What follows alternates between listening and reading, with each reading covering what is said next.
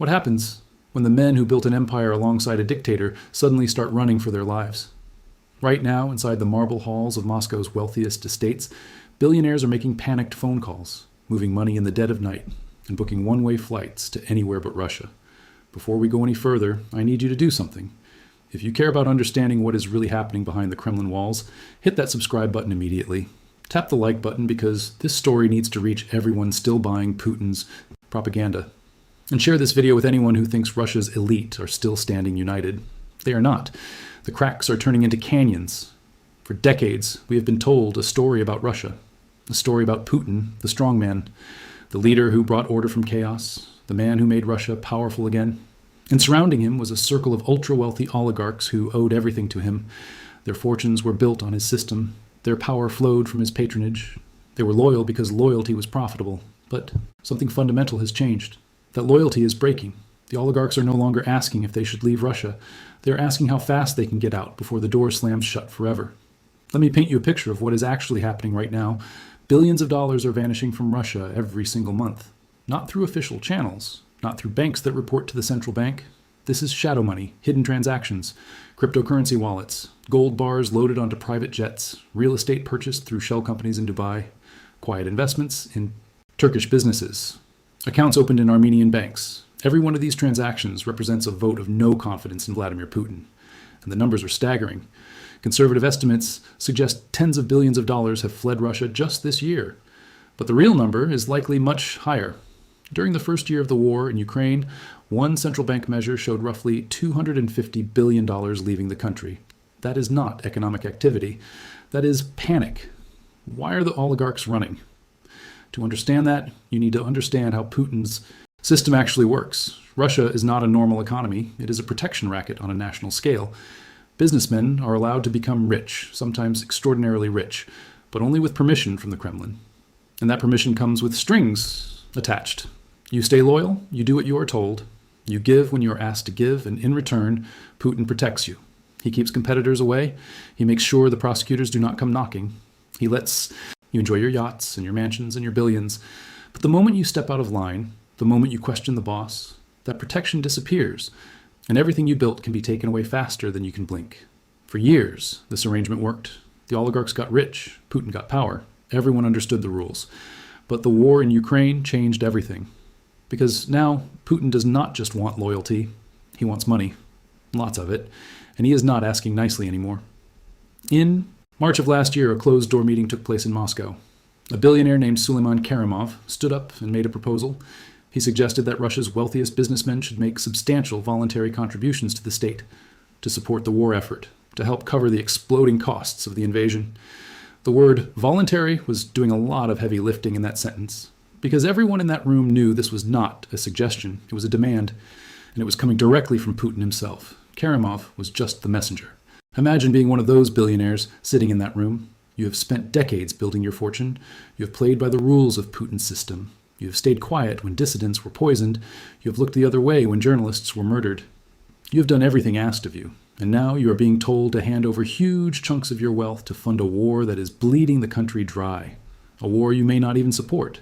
A war that is bringing sanctions down on your head and making it impossible to do business with the West. What do? You smile. You nod. You agree to contribute. And then you start moving your money out of the country as fast as humanly possible. Because here's the thing. Once Putin starts demanding contributions, where does it stop? This year he wants a few billion. Next year he might want more. The year after that, he might just take everything. And there is precedent for this. Russian prosecutors have been on a rampage. They have been seizing assets left and right. Agricultural holdings, gold mines, airports. One figure published by Russian authorities claims they have returned assets worth more than 44 billion euros to the state. Returned is an interesting word choice. It makes it sound like these assets were stolen and are simply being given back to their rightful owner. But in reality, this is confiscation. This is the state taking private property because it can, because it needs the money, and because the owners are too scared to fight back. The targets of these confiscations are telling. Prosecutors are focusing on businessmen with foreign ties, people with dual citizenship, people who have the ability to leave Russia and seek safety elsewhere. Why? Because these are the people Putin trusts the least. These are the people who have options. And people with options are dangerous to a dictator who demands absolute loyalty. So the message is clear. If you have one foot out the door, we are coming for you first, which, of course, only makes more oligarchs want to run. Think about it from their perspective. You have worked within a corrupt system your entire life. You have made compromises. You have done things you are not proud of. But you have also built something, a business empire, a fortune that can support your family for generations. And now that fortune is under threat. Not from the West, although sanctions are certainly a problem, but from your own government, from the man you thought was your protector. That is a betrayal that cuts deep. And it is a betrayal that is impossible to ignore. So where is the money going? Everywhere Putin cannot easily reach. Dubai has become a favorite destination. The United Arab Emirates does not ask too many questions. Real estate transactions can be completed quickly. Cryptocurrency exchanges operate with minimal oversight. It is the perfect place to park wealth that you need to hide. Turkey is another popular choice. Close enough to Russia to be convenient, far enough to offer some protection. Cyprus has long been a hub for Russian money. Monaco remains a playground for the super rich. But the oligarchs are also spreading their bets wider. Saudi Arabia, African nations, Armenia, Kazakhstan, Kyrgyzstan, anywhere that offers a combination of banking secrecy, political stability, and distance from Moscow. If you are still watching, that tells me you are serious about cutting through the noise and getting to the truth. Let me ask you a favor. Pause for 2 seconds and hit that like button. Leave a comment telling me what you think happens to Putin when the money runs out. And subscribe if you have not already, because we are just getting started on this story. The deeper we dig, the worse it gets for the Kremlin. Now, let us talk about why Putin is so desperate for cash, that he is willing to alienate the very people who keep his system running. The answer is simple. The war in Ukraine is bankrupting Russia, not overnight, not in a dramatic collapse that makes for good television, but slowly, steadily, and irreversibly. Military spending last year reached approximately 75 billion euros. That is roughly 8% of Russia's entire economy. Just spent on the war, tanks, missiles, ammunition, salaries for soldiers, payments to the families of the dead. It adds up fast. And this year, the spending has only accelerated. In just the first 3 months, Russia reportedly burned through 64 billion euros on the war. That is nearly half of the entire federal budget for that period. If you do the math, the trajectory is unsustainable. Since the war started in 2022, total war-related costs have exceeded an estimated 580 billion euros. Let that number sink in. 580 billion euros poured into a conflict that has achieved none of its strategic objectives. Ukraine has not collapsed. NATO has not backed down. The West has not lifted sanctions. All Putin has to show for that spending is hundreds of thousands of dead and wounded Russian soldiers, a shattered international reputation, and an economy that is running on fumes. You might ask, where is all that money supposed to come from? Russia is a resource-rich country. They export oil and gas. They should have plenty of revenue, right? Wrong. Because sanctions have crippled Russia's energy income. Yes, Russia is still selling oil, but they are selling it at a discount, sometimes a steep discount. They are paying higher transportation costs because Western shipping companies will not touch Russian crude. They are losing customers because Europe has diversified its energy sources.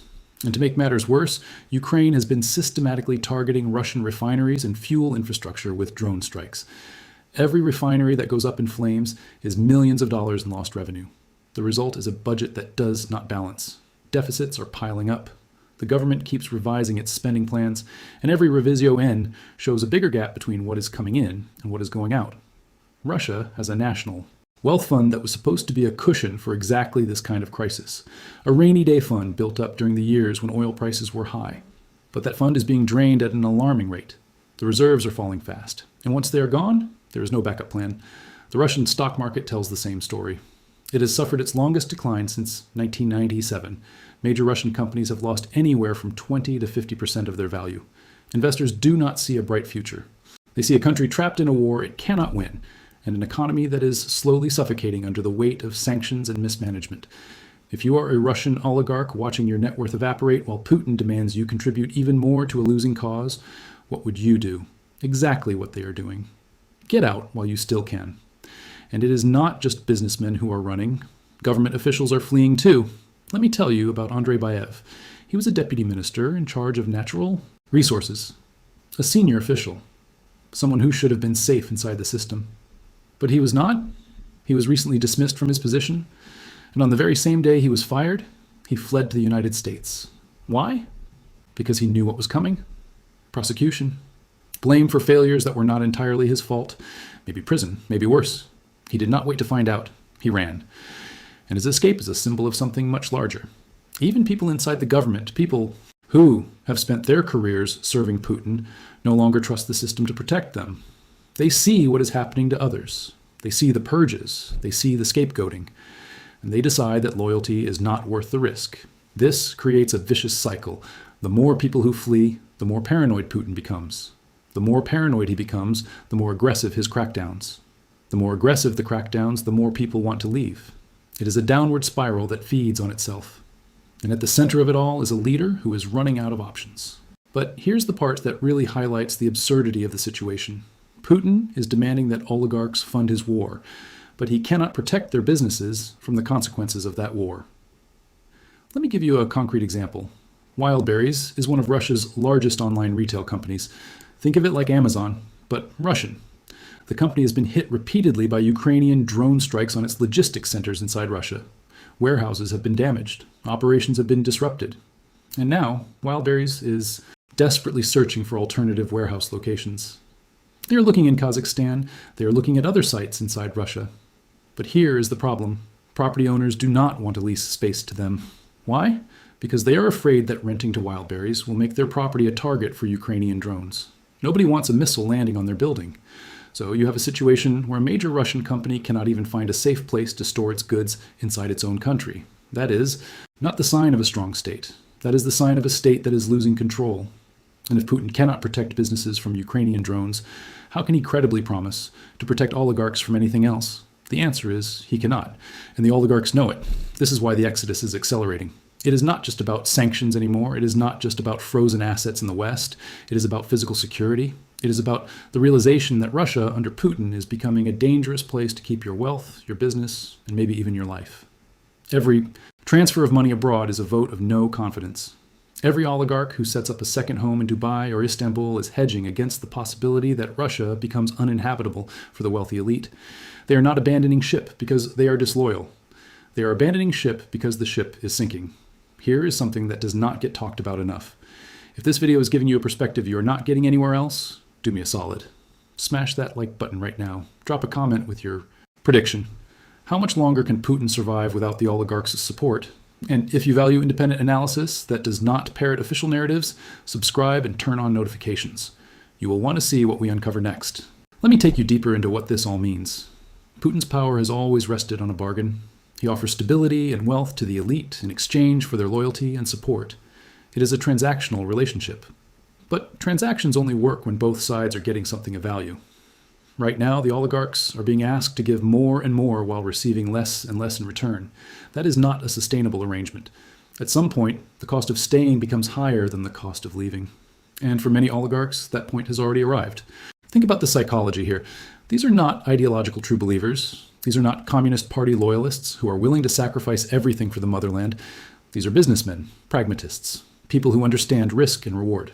And right now, the risk of staying in Russia is skyrocketing while the rewards are disappearing.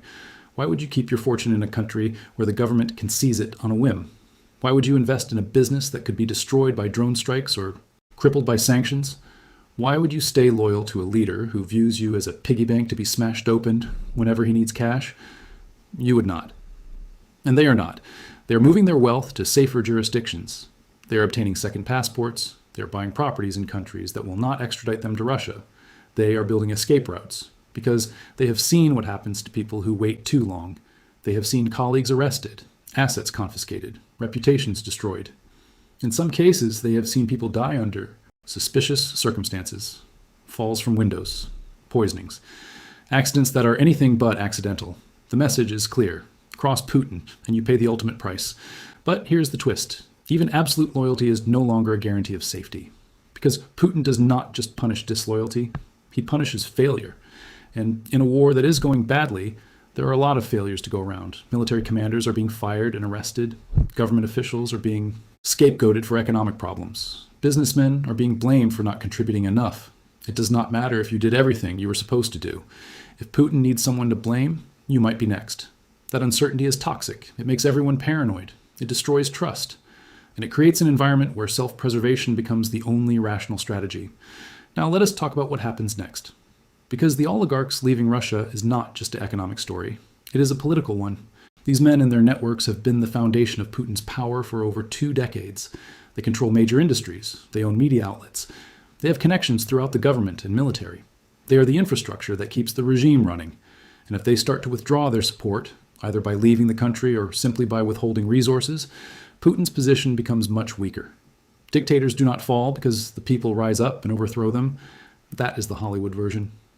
In reality, dictators fall when the elites abandon them, when the generals decide they are done taking orders, when the oligarchs stop funding the regime, when the people who benefit from the system decide that the system is no longer worth preserving. That is how the Soviet Union collapsed. Not because of protests in the streets, but because the Communist Party elite lost faith in the ideology and the structure. They stopped defending it, and it crumbled from within. Are we seeing the beginning of that process in Putin's Russia? Maybe.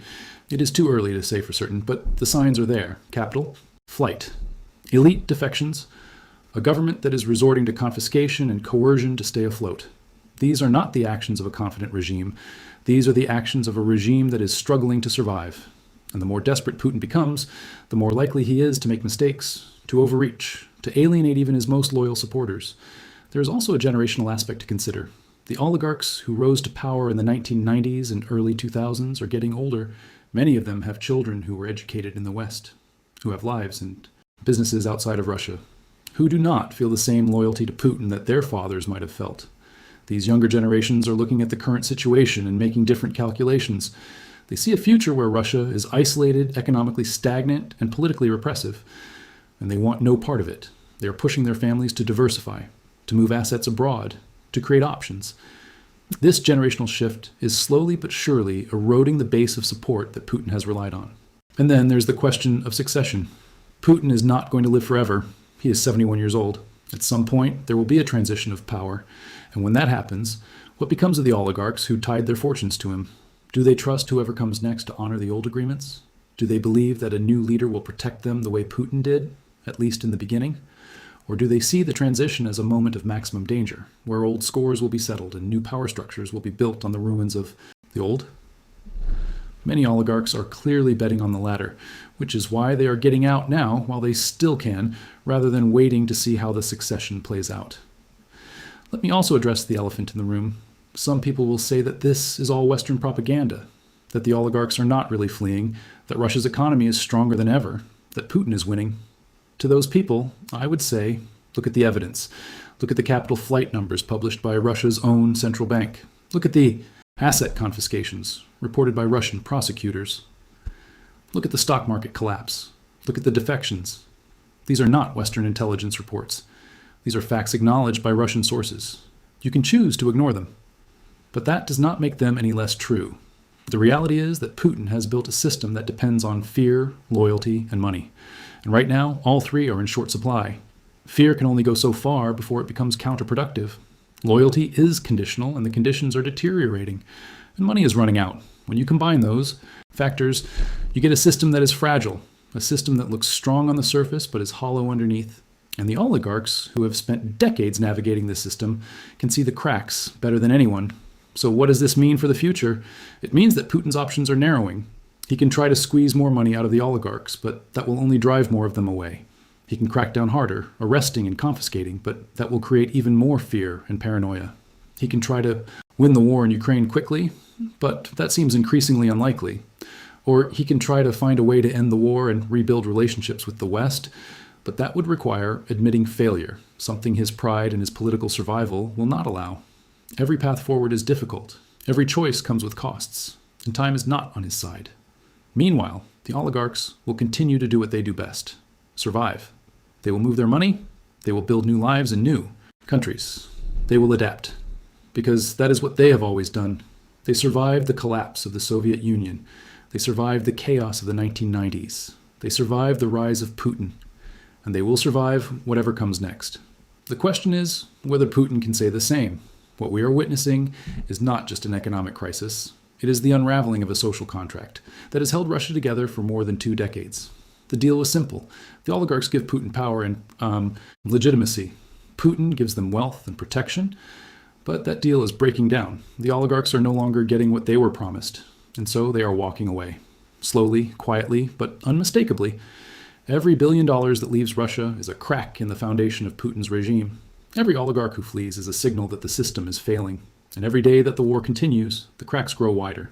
This is not a story that will end tomorrow. Regimes like Putin's do not collapse overnight. They decay, they weaken, they lose support bit by bit until one day they simply cannot hold together anymore. We may be in the early stages of that process, or we may be in the middle of it, but make no mistake, the process has begun.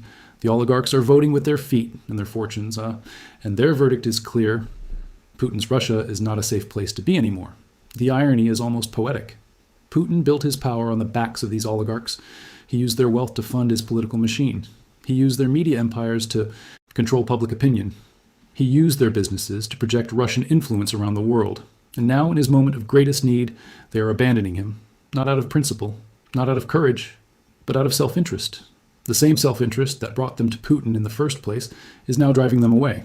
The system is eating itself, and Putin, the man who built it, is powerless to stop it. So here we are. The oligarchs are running. The money is fleeing. The war is draining the treasury. The economy is struggling. And Putin is demanding loyalty from people who no longer trust him to deliver on his promises. This is not a sustainable situation. Something has to give. The only question is what breaks first: the oligarchs' patience, the government's finances, Putin's grip on power, or the country itself. We do not know the answer yet, but we are watching it unfold in real time. And whatever happens next will reshape not just Russia, but the entire global order. The panzers may be collapsing, the oligarchs may be fleeing, but the story is far from over. Stay informed, stay critical, and never assume that what looks strong today cannot crumble tomorrow. Because history has taught us one thing: every empire falls, every dictator's time runs out, and every system built on fear eventually collapses under its own weight. We may be witnessing the beginning of that collapse right now, and if we are, the world will never be the same.